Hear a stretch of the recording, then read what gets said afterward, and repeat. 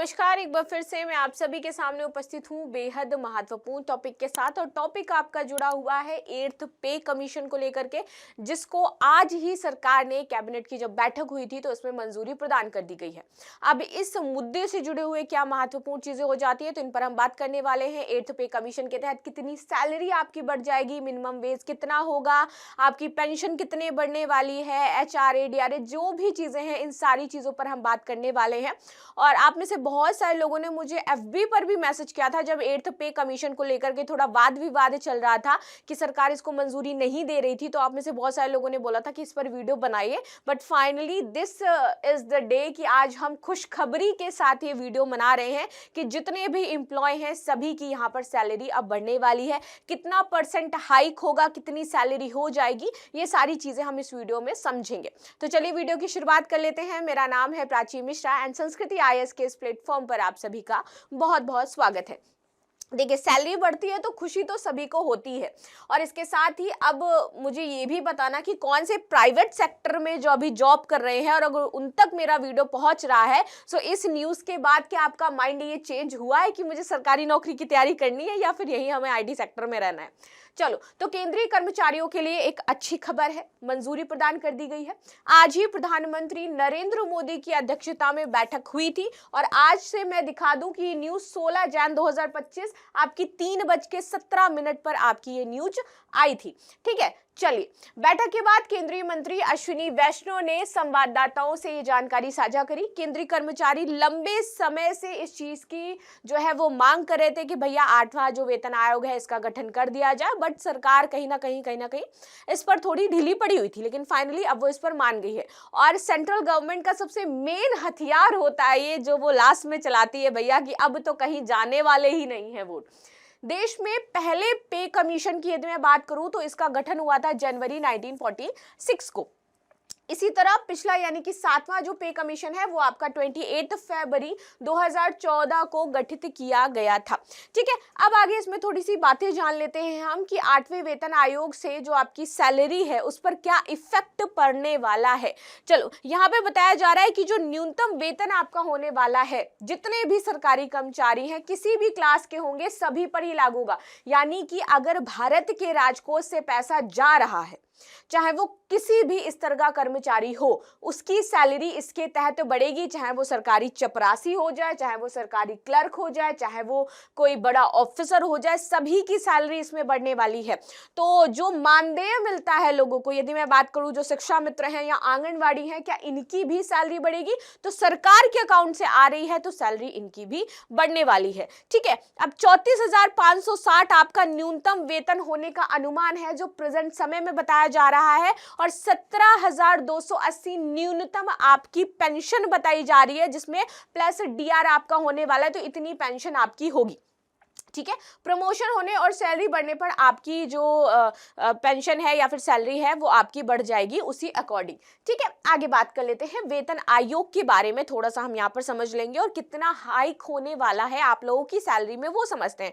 तो जितने भी कर्मचारी हैं सरकारी, उनकी सैलरी में 20% to 35% यहाँ पर आपको हाइक मिलने वाला है। ठीक है, जैसे मैंने पहले ही बता दिया है कि पेंशन भी आपकी बढ़ रही है, और पेंशन में जो अभी हाइक बताया गया है, 7वें वेतन आयोग के तहत आपकी जो पेंशन थी वो 9,000 मिनिमम निर्धारित की गई थी। अब यहाँ पर जो पेंशन है वो 17,280 या 250 के आसपास बताई जा रही है। 92% का हाइक यहाँ पर देखा गया है। लेकिन आपको ये जानकर के आश्चर्य होगा कि अभी भी जो कर्मचारी हैं, केंद्रीय कर्मचारी, वो 8th पे कमीशन से खुश नहीं है, क्योंकि वो चाहते हैं कि जो ये आपका पेंशन हाइक है वो 100% हो और साथ ही साथ जो ओल्ड पेंशन स्कीम है वो लागू कर दी जाए। अच्छा, कितने कर्मचारी हैं जो ये चाहते हैं? सरकारी कर्मचारी, अगर मुझे कोई देख रहा हो तो मुझे जरूर बताना कि किस सेक्टर से आप देख रहे हो, कहां पर आप गवर्नमेंट जॉब करते हो, तो अपना पोस्ट भी नीचे मेंशन कर देना। ठीक है, तो आप में से कितने सारे लोग इस ये जो 8th पे कमीशन आया इससे खुश हैं और इसमें क्या बदलाव चाहते हैं? क्योंकि बहुत सारे जो कर्मचारी, उनका कहना था कि जो मिनिमम वेज है वो 54,000 के आसपास रखा जाए, ना कि 34,000 के आसपास इसकी बढ़ोतरी की मांग की गई थी, विच इज 98% हाइक देना और तुरंत। और जो आपका ओल्ड पेंशन स्कीम है उसकी मांग कर रहे हैं, अभी भी कर रहे हैं, सभी भी जितने भी आपके यहाँ पर कर्मचारी होने वाले हैं।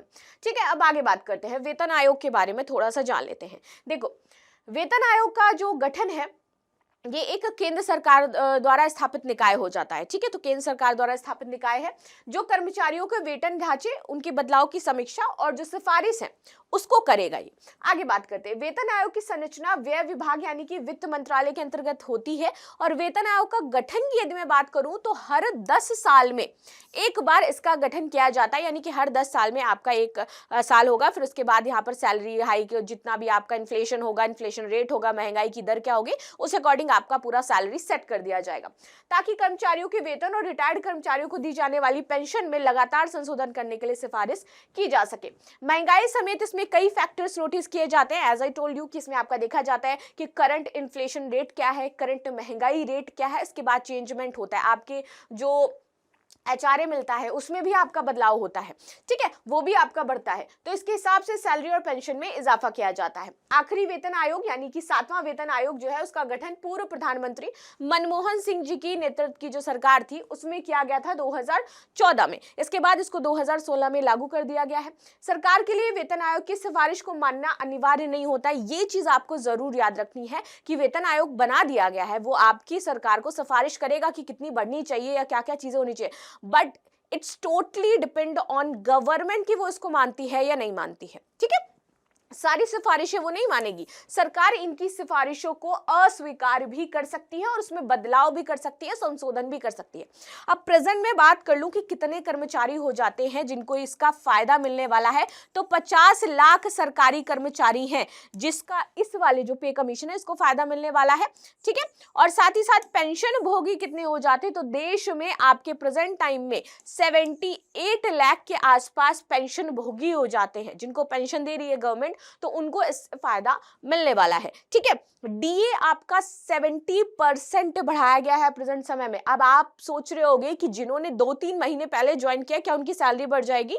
नहीं, जो 18 महीनों से जिनके हो चुके हैं, 18 महीनों से ज्यादा समय से जॉब कर रहे हैं, ठीक है, उनकी सैलरी बढ़ेगी इस 8th पे कमीशन के तहत। तो ये भी याद कर लेना कि आप इस कैटेगरी में अभी शामिल हो रहे हो या फिर नहीं हो रहे हो। ठीक है, तो ये वाली चीजें हैं इस जो पे कमीशन है इसके तहत। अब ये लागू कब होगा, तो आपका ये नया जो है वो 1 जनवरी 2026 में लागू कर दिया जाएगा, जिसके तहत मिनिमम वेज आपका 34,000 प्लस रहने वाला है और आपका जो पेंशन है वो 17,250 प्लस रहने वाला है।